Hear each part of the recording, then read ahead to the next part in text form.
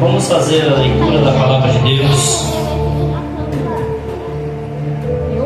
escrita no livro do Evangelho de João,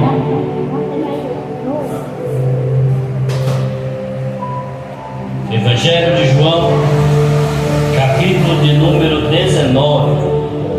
Glória a Deus. Graças a Deus.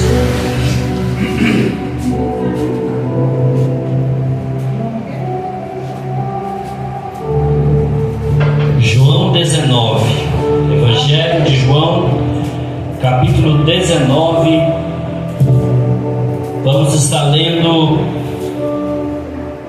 a partir do versículo 28. Glória a Deus. Aleluia a Deus. Aleluia, Senhor. Tu és santo. Graças a Deus. Todos acharam? Amém. Glória a Deus. Glória a Deus. Amém. João 19, 28. Depois, sabendo Jesus que todas as coisas estavam determinadas pelas Escrituras, e cumpriu-se, disse: tenho sede. Pois estava ali um vaso cheio de vinagre, e encheram de vinagre uma esponja, e quando a usou, lhe chegaram à boca. E quando tomou o vinagre, disse: está consumado. E inclinando a cabeça, entregou-se o Espírito. Pode se assentar. Glória a Deus. Aleluia. Glória a Deus. Aleluia. Glória a Deus. Glória, glória. Quantos viram nas redes sociais dessa semana, de quinta-feira para cá, foi posto um cartaz do culto de hoje com o tema de hoje,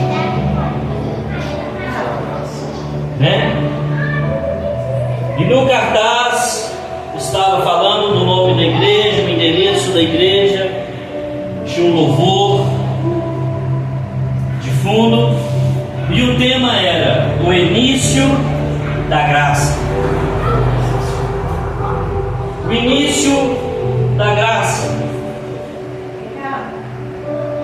A graça é aquilo que nos move, é aquilo que nos preenche, é aquilo que nos dá esperança de salvação. A graça é aquilo que nos dá a convicção de que estamos com Cristo, de que estamos com Deus. Hoje é um dia mundial, é um feriado mundial, é o dia que se comemora a Páscoa. É um dia que se comemora a Páscoa. Eu gostaria de saber da igreja, qual é a verdadeira Páscoa? Qual é a verdadeira Páscoa? Quando começou a Páscoa? Quando começou? Qual foi a primeira Páscoa realizada na Bíblia?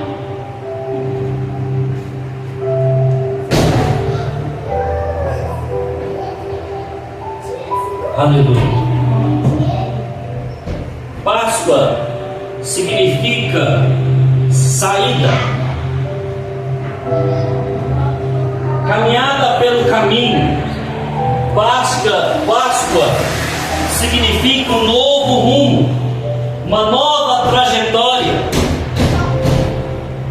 Páscoa significa deixar para trás o velho e partir para o novo.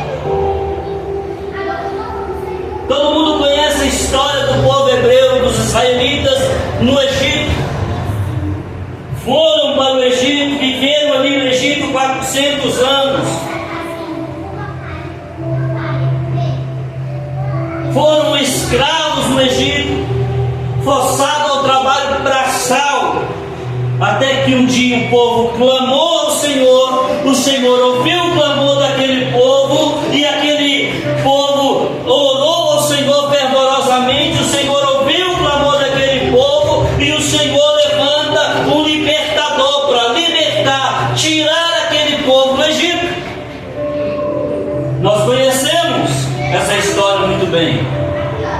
É verdade?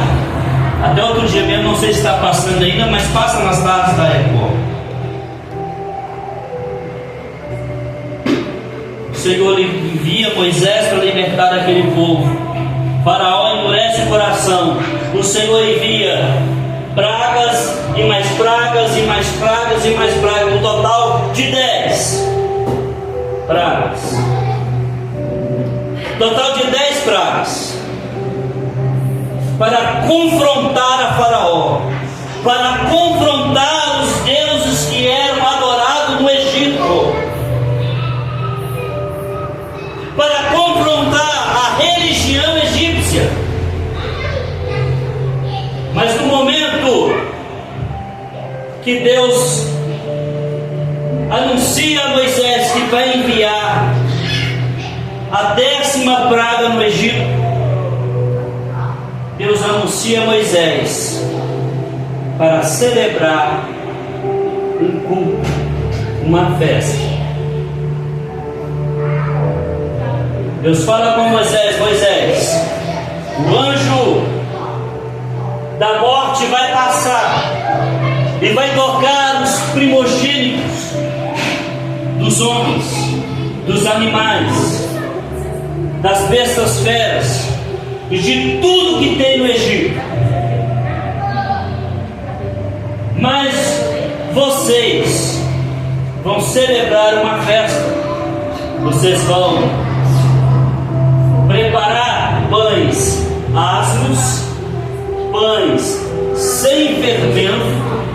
Vocês vão matar o cordeiro, pegar o sangue do cordeiro e passar nos umbrais da porta,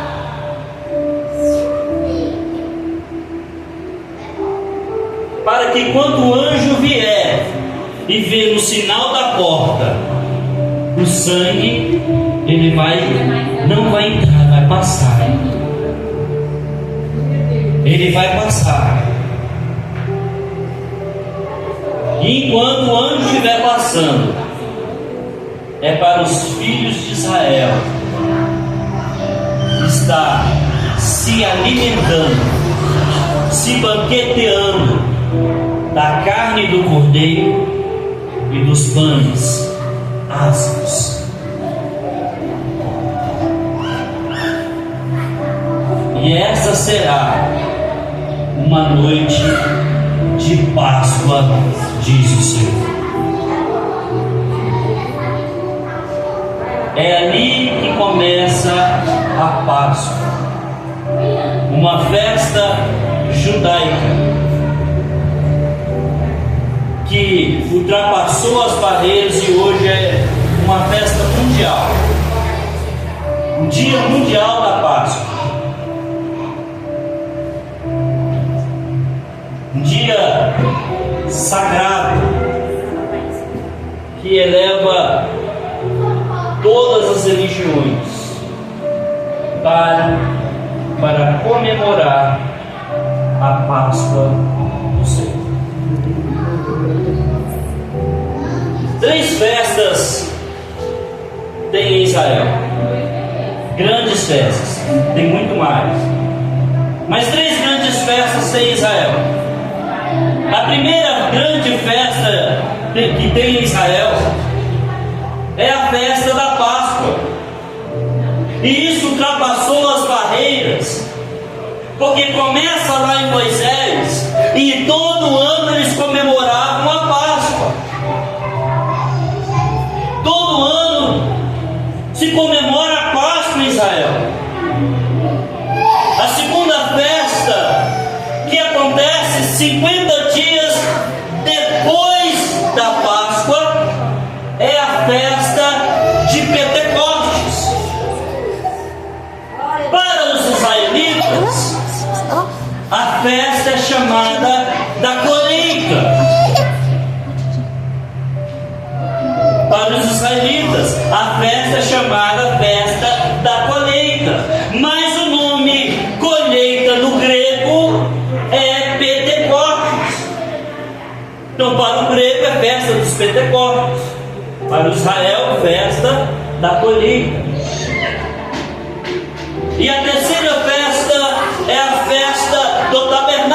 tabernáculos, a festa das cabanas, a qual o povo de Israel lembra do período que estava no deserto, caminhando rumo a Canaã, e eles viviam em cabanas. Então agora, nesta festa da cabana, os israelitas vão sair das suas casas, feitas de concreto, de pedra, de madeira, de tudo, e vão para o deserto e acampar em cabanas durante 7 dias. E celebram no deserto a festa das cabanas, ou festa do tabernáculo. Mas a festa de hoje é a festa da Páscoa. A festa da Páscoa. Um mistério muito grande de Deus. Porque para o povo sair do Egito, teve que se comemorar lá na terra do Egito a Páscoa. E no dia seguinte sair em rumo ao deserto. E é um mistério muito grande. Por quê? Porque todos os anos, como eu disse, se comemora a Páscoa em Israel. E todas as vezes que tem a grande Páscoa israelita, até os dias de hoje, aqueles principais, aqueles judeus mais ortodoxos, aqueles judeus mais conservadores, quando chega as datas das festas, eles podem estar em qualquer lugar do mundo. Se eles tiverem condições financeiras, eles vão para a terra de Israel comemorar a festa da Páscoa. Eles podem estar em qualquer lugar do mundo. Foi assim durante muitos anos, durante séculos, durante milênios. Pelo menos, vamos dizer aí, no mínimo 3.000 anos de história que tem essa Páscoa. Pelo menos 3.000 anos de história que tem essa Páscoa. Se você for buscar no livro de Salmos, o Salmo 115 ao 125, vai estar escrito Cântico dos Degraus. E todos esses salmos que é dito ali, Cântico dos Degraus, era por quê? Porque quando as caravanas saíram de longe para celebrar a Páscoa em Israel, quando saía de longe para celebrar a Páscoa em Israel, o que acontecia? Eles tinham um trajeto muito perigoso, que era passar pelo deserto. Então ia uma caravana na frente e a outra ia numa grande distância, só que aquela caravana que estava lá na frente ia salmodiando e cantando ao Senhor. E a que estava lá atrás ia respondendo com o segundo salmo. Uma caravana ia na frente dizendo: alegrei-me quando te disseram, vamos à casa do Senhor. E os outros que estavam lá atrás diziam: grande é o Senhor, porque fez por nós coisas maravilhosas. E iam salmodiando os salmos, por isso que chama Salmos dos Degraus. Quando um está lá na frente, o outro está cá atrás, um está lá em cima da montanha, o outro está começando a subir, e o outro está lá atrás ainda, e ia salmodiando e cantando ao Senhor.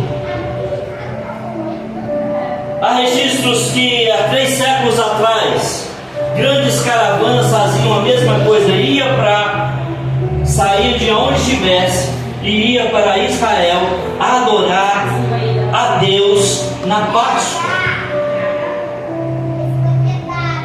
Na Páscoa.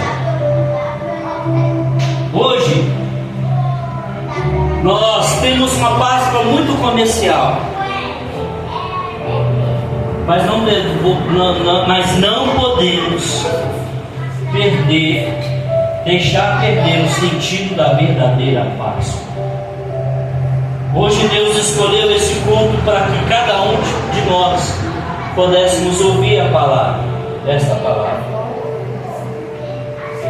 É um feriado prolongado, no qual muitas pessoas viajaram, né? Pastor Wagner e família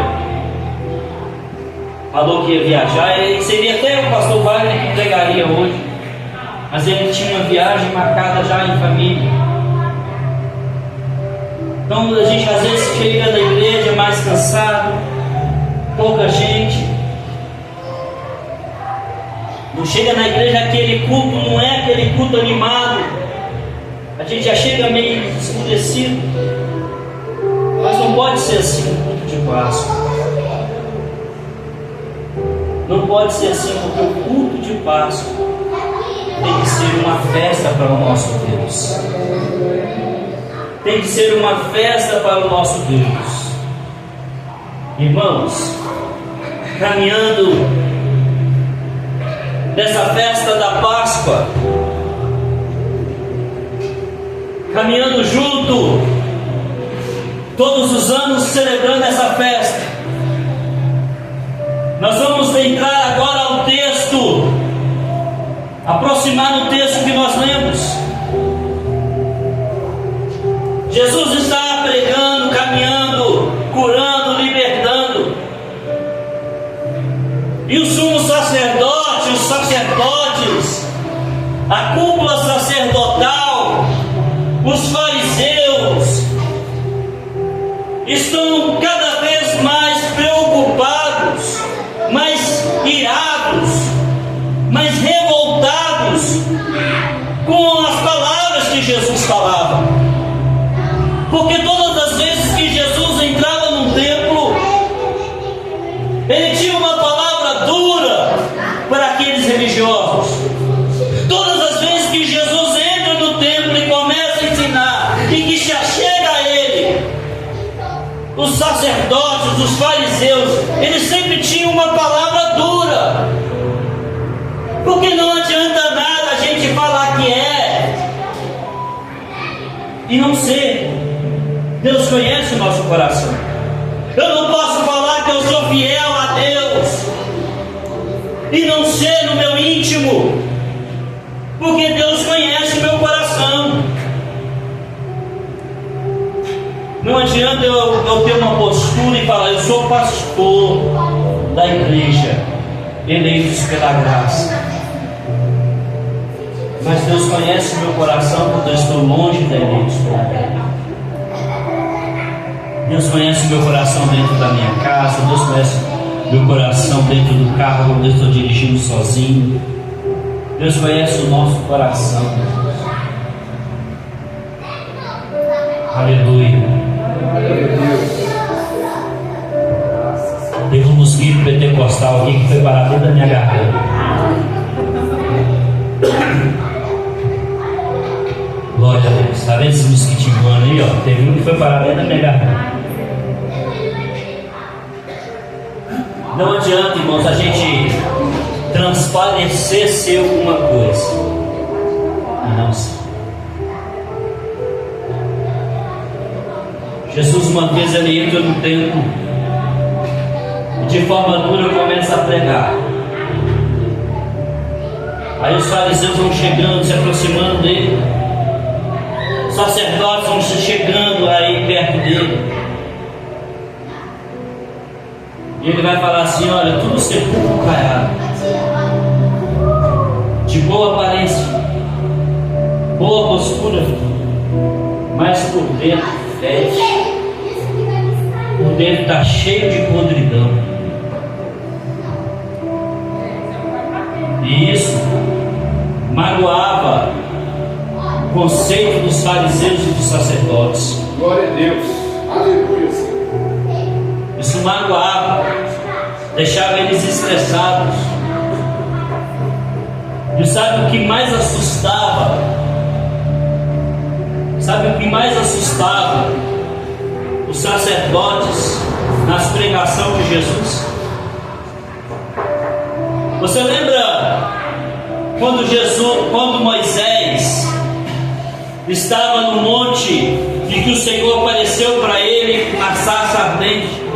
E que o Senhor falou: Moisés, você vai voltar para o Egito e vai libertar o meu povo das mãos de Faraó.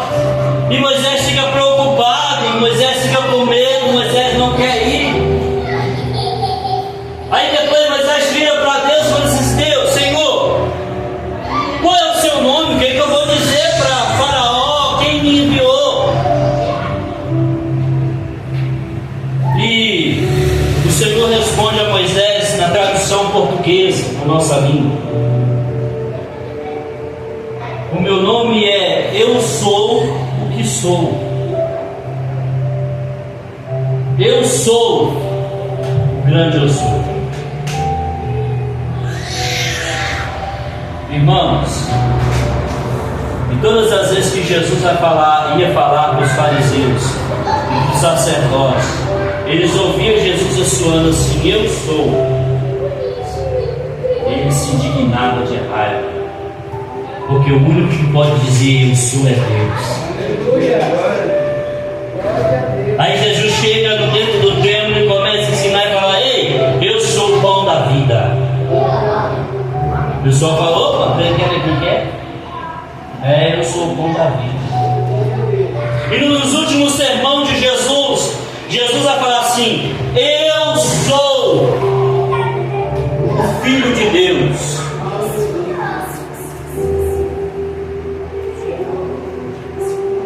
Eu sou o Filho de Deus.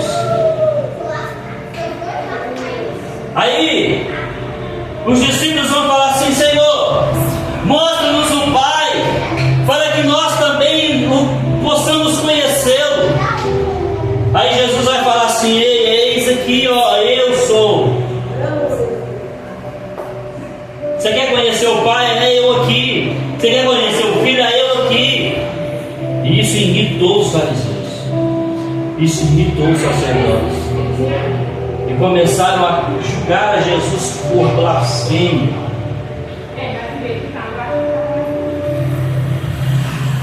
Jesus está caminhando,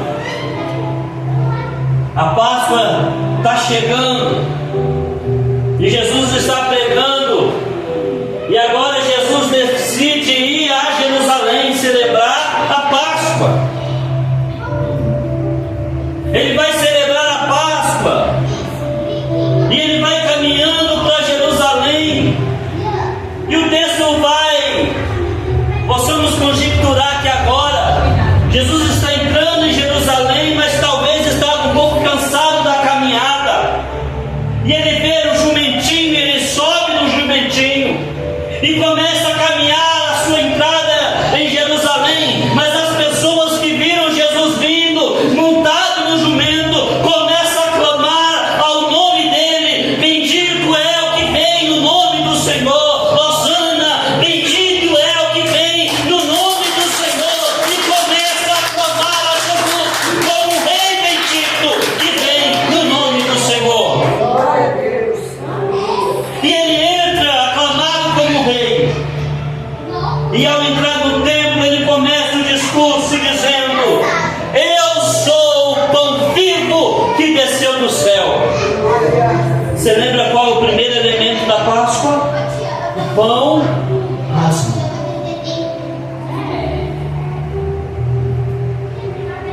O pão asmo, pão sem fermento. O mistério do pão asmo é que a nossa igreja mais está precisando hoje de se alimentar do pão vivo que desce do céu. O pão sem fermento. Sabe o que o pão sem fermento faz? Ele nos dá ânimo. É um pão que nos alimenta a caminhada rápida. A congestão do pão asmo é rápida. Sabe quando a gente está em casa, que ele vai fazer aquele prato de comida gostosa e come, e logo depois dá aquela, chamamos de bombeira, né? Dá vontade de dar aquele cochilo. O pão asmo não deixa de fazer isso. Porque o pão asmo para comer e andar. Uma vez Elias estava trancado numa caverna com medo de Jezabel.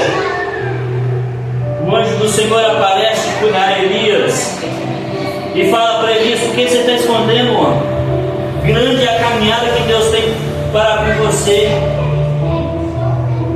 E a Bíblia vai falar que o anjo vai pegar para Elias e falar: come e bebe. Lá estava a água e o pão asmo. Elias vai pegar o pão asmo, vai comer. Elias vai pegar texto sagrado vai dizer que depois daquele dia, Elias caminhou 40 dias e 40 noites sem parar, até chegar à casa daquela viúva. Quando Deus ordenou aquele povo no Egito para comer pão asmo, porque Deus estava falando para ele: come e bebe, porque vai ser longa a caminhada no deserto, mas vai depressa.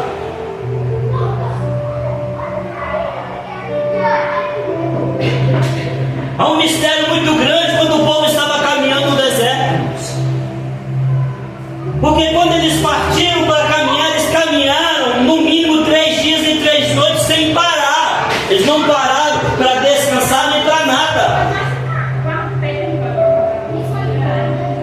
Eles caminhavam 3 dias e 3 noites sem parar.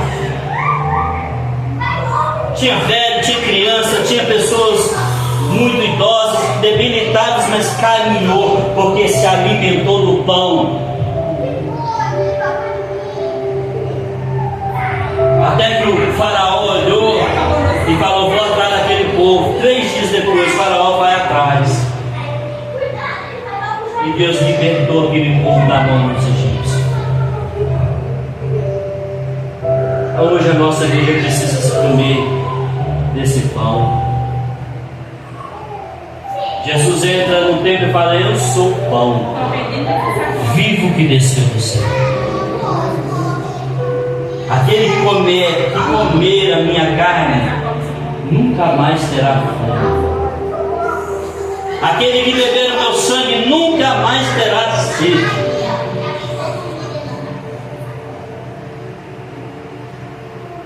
Nós somos uma igreja sedenta de Deus.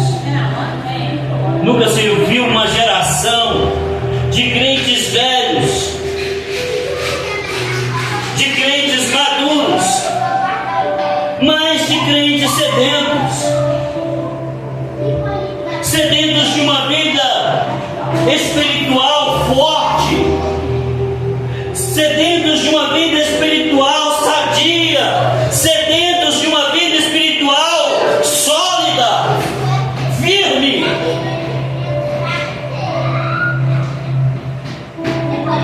Parece que estamos gerando uma igreja anêmica. Precisa de tanta coisa para atrair o povo, para glorificar a Deus na igreja. Precisa de tanta coisa para fazer com que o povo participe dos cultos cotidianos.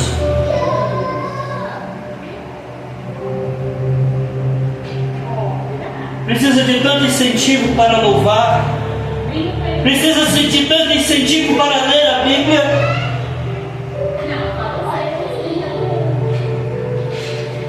Não damos o valor que temos. Não damos valor que temos. Estamos cada dia mais gordos e inchados, mas com sangue fraco, anêmicos, porque comemos, nos alimentamos, mas não nos exercitamos. Não adianta nada. Não adianta nada.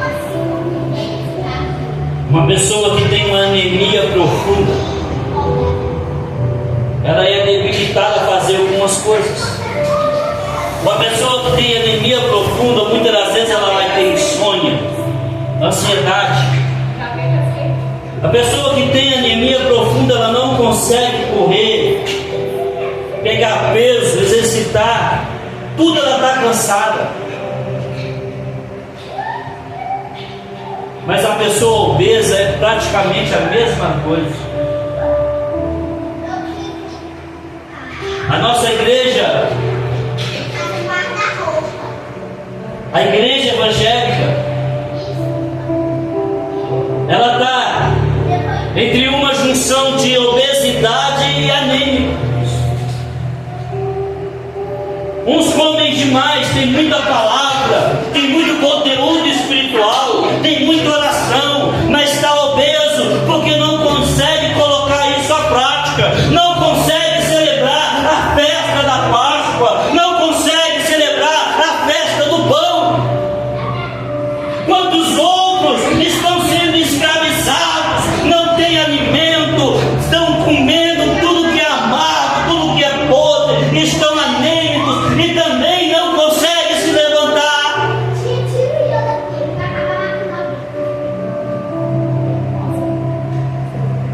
Está na hora da gente começar a pensar nas coisas. Está na hora da gente começar a refletir naquilo que é bom, naquilo que é espiritual.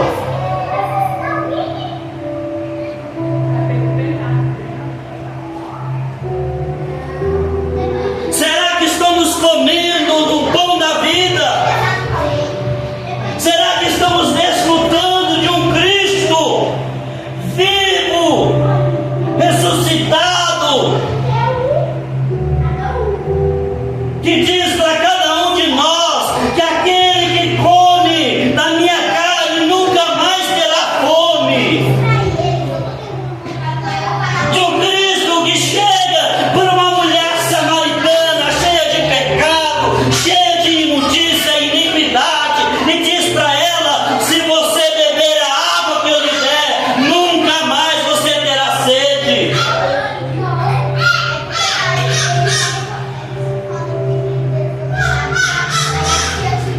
Mas aí a gente está comendo, está bebendo, mas está sentando.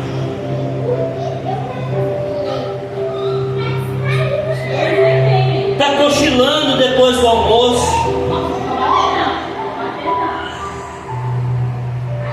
A gente está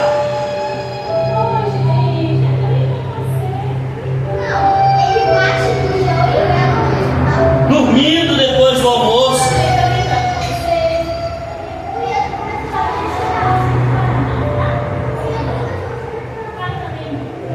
A gente que é trabalhador sabe. Você trabalha, você chega no trabalho de manhã, trabalha, fica olhando pro relógio para dar o horário do almoço. Aí deu o horário do almoço. Vai lá, almoça, coloca o relógio para despertar 5 minutos antes, vai tirar aquele cochilo. Aí acorda, relógio desperta, acorda, vai lá, bate ponto e volta a trabalhar. Mas o corpo não rende mais o que rendeu de manhã. Porque até você pegar o ritmo, vamos supor, você parou para trabalhar, parou para almoçar meio-dia, volta 1 hora. Aí você cochila, você voltou 1 hora. O seu corpo só vai estar apto para toda a força, todo o pique, 1 hora, 2 ou 2:30 da tarde. Ou seja, entre 1 hora até 2 ou no máximo 2:30, você foi empurrando para a barriga. Depois seu corpo esquenta, você consegue de novo. Aí já dá hora de ir embora. A gente está desse mesmo jeito dentro da igreja. A gente vem para o culto, alimenta, dorme. Aí trabalha um pouco, dorme. Aí volta a trabalhar. Dá hora do almoço, dorme. Vem para o culto na quinta-feira. Sexta-feira dorme. Sábado dorme. Vem pro domingo. Acaba o culto, vai para casa, dorme. Vai trabalhar na segunda abençoada. No horário do almoço dorme. Já esqueceu da bênção do domingo. É assim ou não é? Estou falando do beira aqui? Ou estou falando na realidade? E aí, a gente está esquecendo que a gente se alimenta de vontade.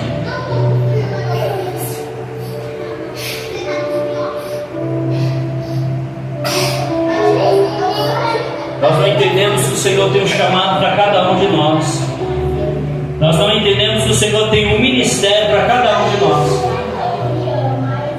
Aí vem na igreja, é bom. confortável. Sim, vir à igreja sem ter nenhum compromisso. Vou vir no culto, vou ouvir o culto, vou para casa, que culto abençoado. Que culto abençoado. Isso é bom demais. Quem dera se pudesse ter esse privilégio. Quem dera se pudesse ter esse privilégio.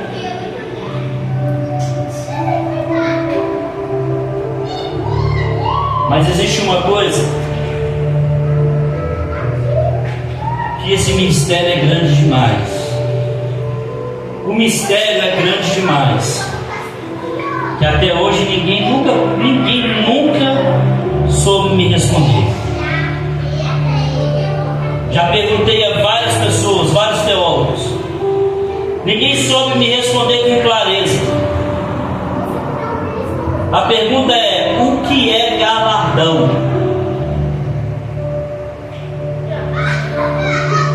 O que é galardão?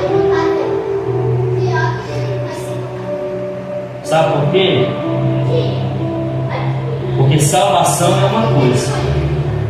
Você crê em Jesus, você foi comprado pela graça, creu que foi comprado pela graça, você tem seu caráter comprometido com a palavra, você deve ter certeza da sua salvação. Só que galardão é prêmio para a obra. Ninguém é salvo pela obra. Todo mundo é salvo pela graça. Efésios 2:8. Pela fé sois salvos. Pela graça sois salvos, mediante a fé. Ou seja, a salvação é de graça. Mas galardão é pela obra. Efésios 2:9. Não por obra para que ninguém se glorie. É de graça, salvação é de graça, mas galardão é da obra. E lá em Apocalipse capítulo 22, se não me engano, versículo 14 em diante, o Senhor vai falar assim: eis que o galardão está comigo para dar a cada um segundo as suas obras. Eis que o meu galardão está comigo para entregar a cada um segundo as suas obras. Ou seja, o galardão vem da obra. E eu pergunto à igreja: como é que está o nosso galardão perante Deus? Como é que está o nosso galardão perante Deus? Porque para ser galardoado, você não pode sentar no banco e ficar sentadinho. Você tem que fazer a obra.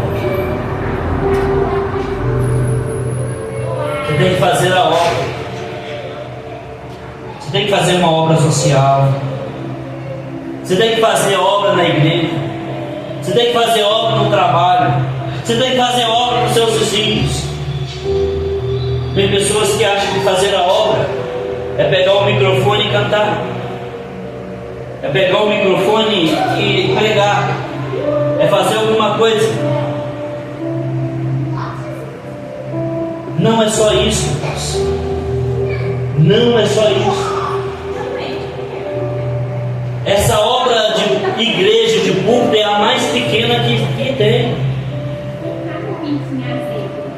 A maior obra que você pode fazer é quando você se doa ao reino de Deus.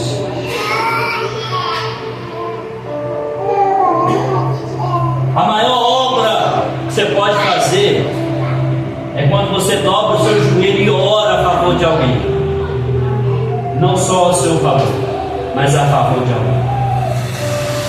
A maior obra que você pode fazer é quando você socorre alguém que precisa de socorro. A maior obra que a gente pode fazer é quando a gente dá um prato de comida para quem está com fome. A maior obra que podemos fazer é quando nós vestimos uma pessoa